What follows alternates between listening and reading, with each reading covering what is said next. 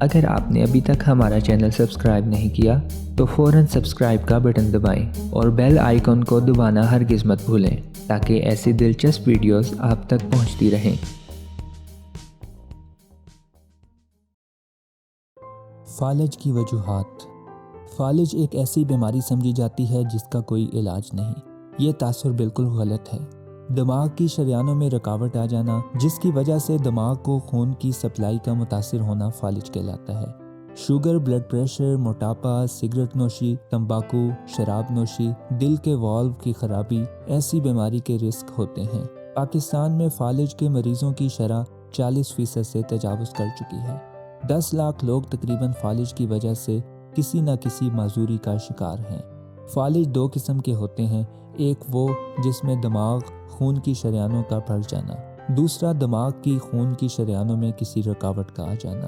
دل میں خرابی، دل کے والو میں خرابی، گردن کی شریانوں میں چربی کا جم جانا فالج کے خاصے اہم اسباب ہیں۔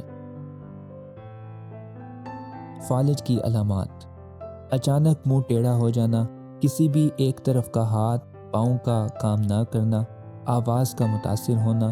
اس مرض کی تشخیص کے لیے دماغ کا MRI یا CT اسکین کرانا ہوتا ہے جس سے یہ پتہ لگایا جا سکے کہ دماغ کا کون سا حصہ فالج کی وجہ سے متاثر ہوا ہے۔ پاکستان میں فالج کے مریضوں کی شرح 40% سے تجاوز کر چکی ہے۔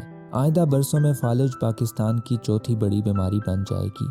پاکستان میں فالج کے مسئلے سے دوچار کم از کم 22% افراد موت کے منہ میں چلے جاتے ہیں یا پھر معذور ہو جاتے ہیں۔ حاملہ عورتوں میں فالج کے زیادہ امکانات ہوتے ہیں جس کو CVST کہا جاتا ہے اور اس میں MRV کے ذریعے اس مرض کی تشخیص کی جاتی ہے۔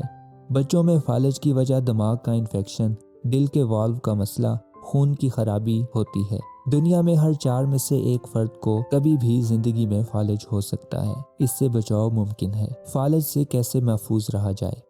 اپنے بلڈ پریشر کو کنٹرول میں رکھنا اور باقاعدگی سے بلڈ پریشر کی دوائیاں لینا۔ شوگر کو کنٹرول میں رکھنا اور باقاعدگی سے اس کی دوائیاں استعمال کرنا۔ روزانہ کم از کم 15 سے 20 منٹ کی چہل قدمی کرنا۔ سگریٹ نوشی سے پرہیز کرنا۔ افسردگی اور ذہنی دباؤ سے بچنا کیونکہ ہر 6 میں سے 1 فرد کے فالج کی وجہ ذہنی تناؤ ہے۔ غصے کو کنٹرول کریں اور کولیسٹرول کو کم کریں۔ متوازن غذا کھائیں یعنی فروٹ اور سبزیوں کا استعمال زیادہ سے زیادہ کریں۔ اپنے وزن کو کنٹرول میں رکھیں۔ ہر 5 میں سے 1 فالج موٹاپے کی وجہ سے ہوتا ہے۔ اگر کسی کو فالج ہو جائے تو دوائیوں کے ساتھ ساتھ فزیوتھیراپی کا کردار بہت اہم ہوتا ہے۔ اس کے علاوہ اگر فالج کی علامات میں کوئی بھی علامت کسی بھی مریض میں ملتی ہے تو فوراً دماغ کے ڈاکٹر یعنی نیورولوجسٹ سے رابطہ کریں۔ فالج سے ہونے والی پیچیدگیوں سے بچیں۔ فالج کے بعد سینے کا انفیکشن، پیشاب کا انفیکشن، ہاتھ پاؤں کا سم ہو جانا، ڈپریشن، جسم میں درد وغیرہ جیسی پیچیدگیاں عام ہیں۔ یاد رکھیں کہ صحت مندانہ طرز زندگی اپنا کر آپ فالج اور فالج سے ہونے والی پیچیدگیوں سے بچ سکتے ہیں۔